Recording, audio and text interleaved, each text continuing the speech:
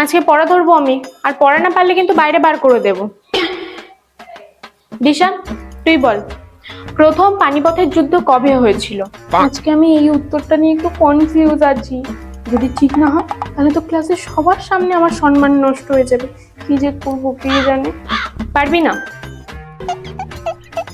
তুই পড়া করিসনি? এটা কিন্তু আমি তোর থেকে আশা করিনি দিশা। আচ্ছা সোনাই, তুই বল। ধুর, এমন কিছু যে বইতে আছে তাই তো আমি জানি না। এই সবাই কি যেন বলছে, 1526 মনে হয় এটাই উত্তর হবে। বলে দিই, হবে হবে না হবে না হবে। ম্যাম, এটার উত্তর হবে 1526 খ্রিস্টাব্দ। ঠিক আছে, বস। আমি যেটা জানতাম সেটাই তো উত্তর। ইস, কেন যে বললাম না, ওই মেয়েটা পেরে গেল।